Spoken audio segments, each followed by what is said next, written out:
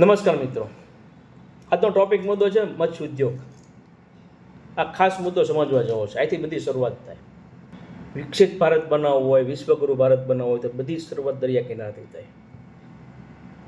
જો દરિયા કિનારેથી શરૂઆત ન થાય તો આપણો દેશ વિકાસશીલ ન બની શકે અને આપણો દેશ આગળ આવી ન શકે.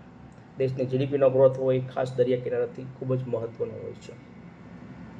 ખાસ સાંભળજો, હું છું મોહિત સોલંકી. દેશ વિદેશના ખબર છે. સૌરાષ્ટ્ર સમાચારમાં આવેલા છે. આપણો પાડોશી મુલ્ક ચીન, આ ચીનના ખબર છે. મત્સ્ય ઉદ્યોગ સાથે જોડાયેલો છે, બહુ સમજવા જેવો છે.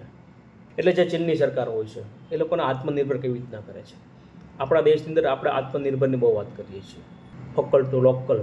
પછી આપણને કશું મળતું નથી. એડવર્ટાઇઝ મોટા મોટા બોર્ડ જોઈએ આપણે, ખૂબ મોટા મોટા પ્રચાર થાય છે, પણ છેલ્લે લાસ્ટમાં જમીન સ્તર ઉપર કાંઈ આપણને મળતું નથી. ભારતની અંદર કહેવત છે કે ઉપરથી ₹1 મોકલે કેન્દ્રમાંથી, નીચે આવતા આવતા 10 પૈસા થઈ જાય. क्या बात है सर, क्या बात है सर. આજે રૂપિયો મોકલે કે ન મોકલે પણ નીચે કશું આવતું જ નથી. આ ફાઇનલ છે. પહેલાં 10 પૈસા હાથમાં આવતા, હવે 10 પૈસામાંથી કેટલા આના આપણા હાથમાં આવે છે આપણને ખબર નથી. પણ ચીનના ખબર છે. આત્મનિર્ભર ચીન કેવી રીતના બને. આ વાત એટલે કરું છું, આપણે દરિયા કિનારે રહીએ છીએ, આપણે સાગર ખેડૂત છીએ. હું પણ સાગર ખેડૂત છું. સરસ મજાનો દરિયા કિનારો સૌરાષ્ટ્રમાં, એટલા આપણે ચર્ચા કરી શકાય. આપણું જીવન દરિયા ઉપર છે. આત્મનિર્ભર કેવી રીતના બનવું, આપણે મત્સ્ય ઉદ્યોગની અંદર આપણે આગળ આવવાની જરૂર છે. આપણે મત્સ્ય ઉદ્યોગ ઉપર આપણે નિર્ભર રહેતો, આપણો રોજગાર એની ઉપર નિર્ભર હોય છે.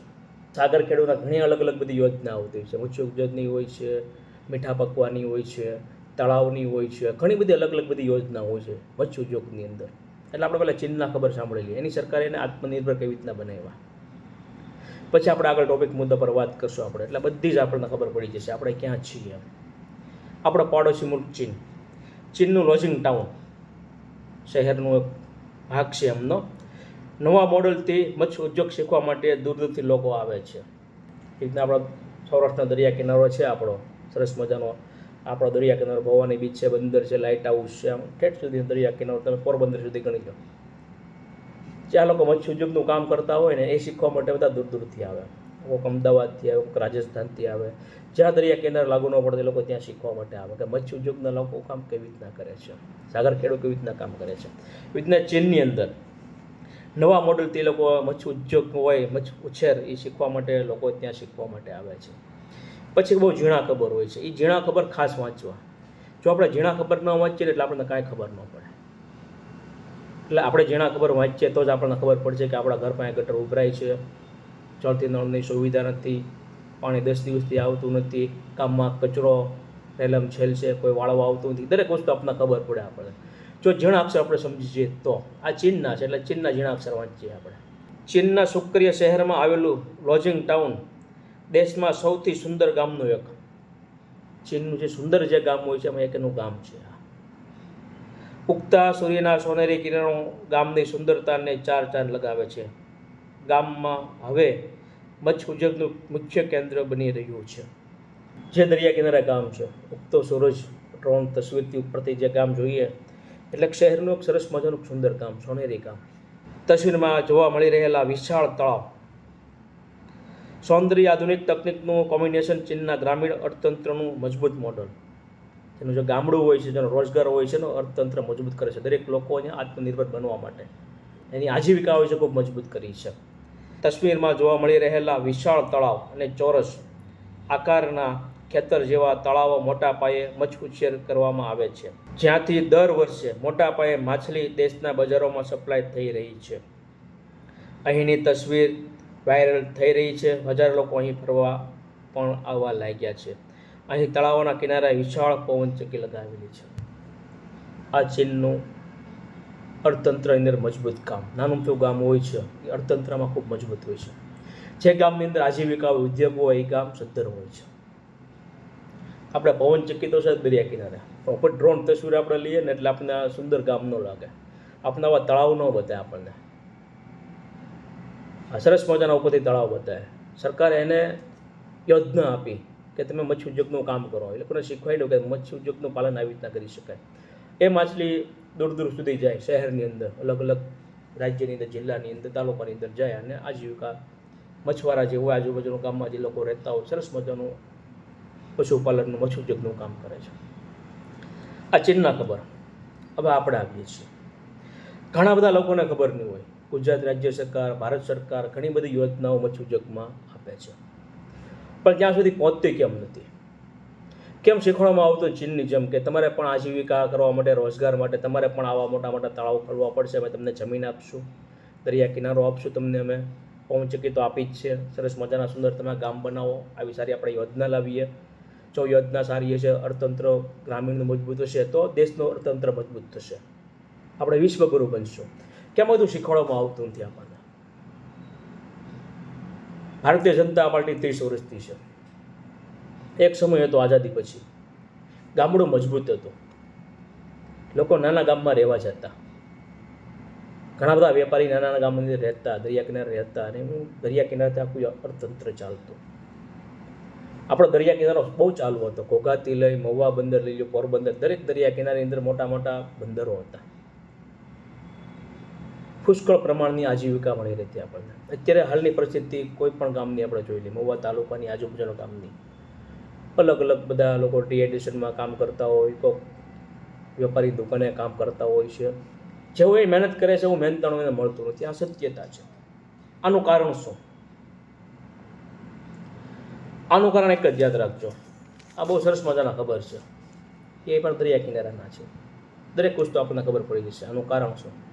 આપણા ઘર પાસે ગટરો ઉભરાય છે, ગામમાં કચરો છે, આ બધી વસ્તુ અહીંથી આપણને ખબર પડી જશે. આનું કારણ એક જ યાદ રાખજો. પોરબંદરમાં ભૂમાફિયા અડધો ડુંગર ગાયબ કરી ગયા, પૂરું. આવી ઘણી બધી રોજ ખબર આવે. દરિયા કિનારાથી ખનન માઇનિંગ બધું થતું હોય છે. કંપની આવેલો કોઈ વાંધો નહીં, આપણે કંપની ટેક્સ ભરશે, પણ ઘણી બધી કંપની આવે છે, આપણે કંપનીને સ્વીકારતા નથી, કંપનીને આપણે ગો કહી દઈએ છીએ. ઘણી બધી અલગ અલગ બધી કંપનીઓ દરિયા કિનારે આપણે, પણ એ લોકોને કંપનીને આવવા દેતા નથી. શું કામ આવવા દેતા નથી? કે આ બધા જે ભૂમાફિયા હોય છે એના ધંધા બધા બંધ થઈ જાય, ખનન માફિયા હોય ધંધા બધા બંધ થઈ જાય. આ પોરબંદરમાં ભૂમાફિયા અડધો ડુંગર ગાયબ થઈ ગયા, ખબર સાંભળવા નથી, એમાં ખબરમાં કાંઈ છે નહીં. આ જે ખબર છે ચીનના, આપણો પાડોશી મુલ્ક છે, આત્મનિર્ભર કોઈ રીતના બને, આપણે આત્મનિર્ભરની વાત કરીએ, મોટા મોટા રોડ શો કરીએ, બહુ મોટા મોટા ઉદ્યોગો માટે આપણે કામ કરીએ. કામ કોની માટે કરીએ? જામનગરની અંદર રિલાયન્સવાળા મેટા સાથે મળી મોટો ડેટા સેન્ટર નાખશે અને પાણીની ખપત થશે. બધા તળાવનું પાણી એક ડેટા સેન્ટર રોજ ખેંચી જશે. દરિયા કિનારામાંથી બધું જ પાણી વી જશે. પીવાનું પાણી માટે લોકો વલખા મારશે. એક સમય આવશે ત્યારે ભવિષ્યની અંદર. આ આપણે ચાલુ કર્યું. મોટા ઉદ્યોગને ખૂબ મોટો આપણે પ્રોત્સાહન આપીએ છીએ. આપણે G70 મને 20 મને 70 મને મોટા મોટા રોડ શો કરીએ છીએ. નાના ગ્રામ્યથી આપણે ચાલુ કરવું પડે ચીનની જેમ. જો આપણા નાના સ્તરથી આપણે આપણા દરિયા કિનારે ચાલુ કરશું કે મોટા મોટા લોકોને તળાવ આપીએ, નાના નાના તળાવ આપીએ, પુષ્કળ જમીન પડી છે, અડધો ડુંગર ખાઈ ગયા છે. આવો કંઈક ડુંગરો યાદ રાખજો દરિયા કિનારે ખવાઈ ગયા છે, યાદ રાખજો, નદી નાળામાંથી. સરસ મજાની આપણી જમીન છે. મત્સ્ય ઉદ્યોગની અંદર ગુજરાતે ઘણું બધું કામ કરવું પડશે. કે તમે જે લોકોને મોકલા છે, યાદ રાખજો, એણે તમારી આપણે 30 વર્ષમાં શું કર્યું છે? આ સત્યતા છે. શું તમને રોજગાર આપ્યો, શિક્ષણ આપ્યું, તમને શું આપ્યું? આપણને જ ગંદકી આપી છે. ચારે બાજુ આપણે ગંદકીમાં રહેવાનું, ગટર ઉભરાતી હોય, પાણીની સમસ્યા હોય, રોડ ઉપર કચરો પડ્યો હોય છે. 10-15 દિવસ લોકો સ્વચ્છતાનું કામ કરે, પછી પાછા જીતીને વ્યા જાય, પાછા જ ધંધાઓ ચાલુ કરી દે. ભૂમાફિયાઓ બધા, પછી છતાં દારૂ માફિયા હોય છે, ઘણા બધા અલગ અલગ, અને કોઈ નામ નથી લેવા આપણે બધાના. દરિયા કિનારો જે વિકાસ છે ચીનનો, જે પવનચક્કી છે, સરસ મજાના તળાવ છે મત્સ્ય ઉદ્યોગના, ચીન કરતાં પણ આપણો દરિયા કિનારો સરસ મજાનો છે. યાદ રાખજો, ગજબ આપણે પાસે રોજગાર ઉત્પન્ન થઈ શકે સાગર ખેડૂત માટે, પણ થતો નથી. દરેક સમસ્યાનો હલ આપણે જ છીએ. આપણે સારા લોકોનું સિલેક્શન કરતા નથી. એટલે બસ આપણે 30 વર્ષથી એક જ ક્રોનોલોજીમાં આપણે મત આપી દઈએ છીએ, અને એ જ ક્રોનોલોજીવાળા આપણે જ્ઞાતિ જાતિમાં આપણે ભેદભાવની અંદર મત આપણી પાસે લઈ જાય છે. ધંધા એ લોકો જ કરે છે. પછી ઉપરથી 1 રૂપિયો મોકલે તો અહીંયા આપણને કંઈ મળે કે ન મળે કાના. આજે પણ આપણને કંઈ મળતું નથી. ઉઠો, જાગો, વિચારો. ખૂબ જ સુંદર દરિયા કિનારો છે, એનો આપણે સદુપયોગ કરીએ. રોજ સૂર્યનારાયણની સવારી આવે છે, ઉગતો સૂર્ય, ગોડ, ઈશ્વર, અલ્લાહ દરેક વસ્તુની અંદર સમાયેલી છે. આપણે એને સમજી શકીએ. ઉપરથી રોજ આપણને પ્રકાશ પાડે છે, પણ આપણે સમજી શકતા નથી. એટલે આપણે પણ ચીનની સાથે આત્મનિર્ભર બનવું હોય તો આપણે નાના ગામડાને આત્મનિર્ભર બનાવવા પડશે. આ ઉદ્યોગની ઘણા બધા આપણી પાસે ઉદ્યોગ છે સાગર ખેડૂત માટેના. એટલે આપ સૌનો આભાર. મને સાંભળો, મારી વાત આગળ શેર કરો. મત્સ્ય ઉદ્યોગની અંદર આપણે ખૂબ આગળ આવવાનું છે, ચીનથી આગળ નીકળવાનું છે આપણે. તો પ્લીઝ જેટલી કોમેન્ટ થાય એટલે કોમેન્ટ કરજો કે આપણે રોજગારની જરૂર છે કે પછી એ જ ભૂમાફિયાઓ બધા આવશે, ડુંગર નદી કિનારે નાળામાં દરિયા કિનારે આવી બધી પવનચક્કીને બધું આ કંપની બધું એ જોવે છે.